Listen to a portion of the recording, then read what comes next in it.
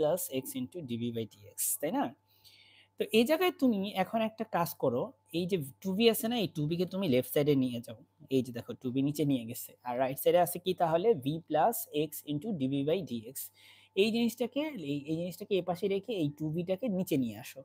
তারপর আমি side change করছি, তারপরে আমি যেটা করব, আমি এই ভি বাইকে এটাকে ওই পাশে নিয়ে যাব, ভিকে ওই পাশে নিয়ে যাব।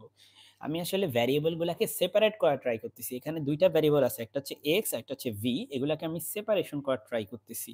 এখন সেপারেশন করা যাবে। শুরুতে কিন্তু করার কোনো উপায় ছিল না, কিন্তু এখন ঠিকই করা যাবে।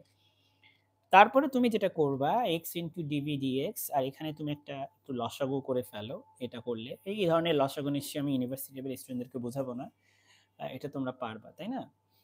তারপরে তুমি এটার একটা গ্রহণযোগ্য অবস্থায় নিয়ে চলে গেলে তখন দেখতে পাচ্ছ এখানে এই যে ডিভি, আর এখানে আছে one minus v square divide by two v. তাহলে এটাকে যদি আমি এই পাশে নিয়ে যাই তাহলে উপরে আসবে টু ভি, আর ওয়ান মাইনাস ভি স্কোয়ারকে যদি আমি এ পাশে বাম পাশে নিয়ে আসি তাহলে নিচে যাবে ওয়ান মাইনাস ভি স্কোয়ার। আর দেখো এক্স আর ডিএক্স, এই ডিএক্সটা আমি ডান পাশে নিলে নিচে আসে তাই উপরে চলে যাবে, আর এক্স হচ্ছে উপরে আছে তাই সেটা নিচে চলে আসবে, ডিনোমিনেটরে চলে আসবে। দেখতে পাচ্ছ কিভাবে ভ্যারিয়েবলগুলো আমি সেপারেট করে ফেললাম। এক পাশে ভি কে নিয়ে আসলাম, আরেক পাশে আমি এক্স কে নিয়ে আসলাম। এই যে ভ্যারিয়েবল সেপারেশন হয়ে গেল। এখন তোমার মনে আছে নিশ্চয়ই আমি এরপরে ভ্যারিয়েবল সেপারেট করার পরে ইন্টিগ্রেট করব, তাই না? ইন্টিগ্রেশন করব। চলো এখন আমরা ইন্টিগ্রেশন করি। ওয়েল, দুই পাশে ইন্টিগ্রেশন সাইন আমি দিয়ে দিলাম। ইন্টিগ্রেশনের এইটার যে ইন্টিগ্রেশন, এই রেজাল্টটা তোমরা ছোটবেলা থেকে জানো। এটা হচ্ছে ln অফ এক্স, আর এই মাইনাসটায় মাইনাস লিখে ফেললাম। আর এটার ইন্টিগ্রেশনও আমরা জানি যে এটার ইন্টিগ্রেশন হবে হচ্ছে ln of one minus v square, তাই না? কিভাবে এটা হয়, কারণ ওয়ান মাইনাস ভি স্কোয়ারকে যদি তুমি ডিফারেন্সিয়েশন করো, তোমরা নিশ্চয়ই মনে আছে তোমাদের এই ফর্মুলাটা, ইন্টিগ্রেশন অফ নিচে হচ্ছে এফ অফ এক্স, উপরে f prime x into dx, থাকলে এটার অ্যান্সার হয় ln of f of x, তাই না? ln of f of x plus c. এটা নিশ্চয়ই তোমাদের মনে আছে।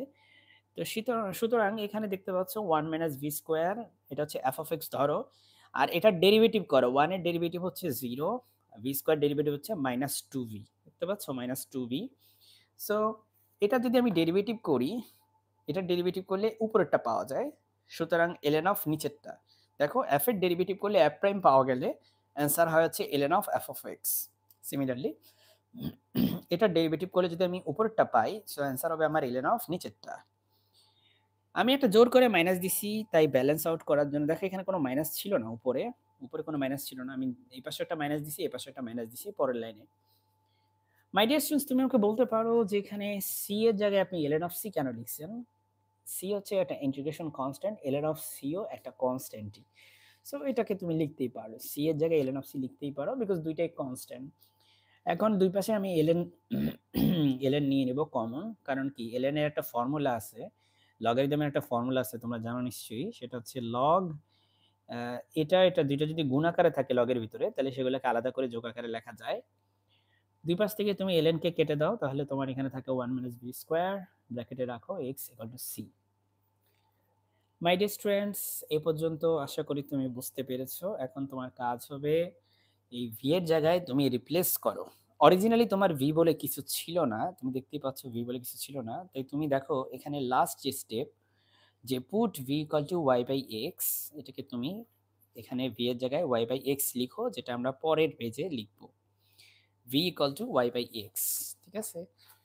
সো এই যে আমরা এখানে দেখো ভি, তার জায়গায় আমি রিপ্লেস করছি ওয়াই বাই এক্স দিয়ে, সুতরাং এটা হয়ে গেল one minus Y square divided by X square, আর ব্র্যাকেটের বাহিরে হচ্ছে এক্স ইকুয়াল টু সি।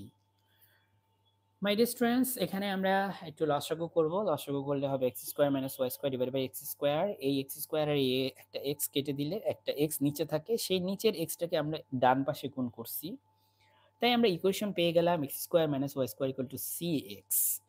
এটাই হচ্ছে আমার সেই রিকোয়ার্ড ডিফারেনশিয়াল ইকুয়েশনের সলিউশন। আমরা জানি যে ডিফারেনশিয়াল ইকুয়েশন, এই যে ডিফারেনশিয়াল ইকুয়েশন, এই ডিফারেনশিয়াল ইকুয়েশনগুলোর সলিউশনগুলো কেমন হয়? আমরা জানি সলিউশনগুলো হয় সবসময় একটা ফাংশন, তাই না? আমি একটা ফাংশন পেয়ে গেলাম। সো ডিফারেনশিয়াল ইকুয়েশন আমি সলিউশন করে ফেললাম। আমাদের নেক্সট ভিডিওতে আমরা হচ্ছে 2 নাম্বার প্রবলেম থেকে আলোচনা করব। আমাদের সাথেই থাকো, আমাদের চ্যানেলটি সাবস্ক্রাইব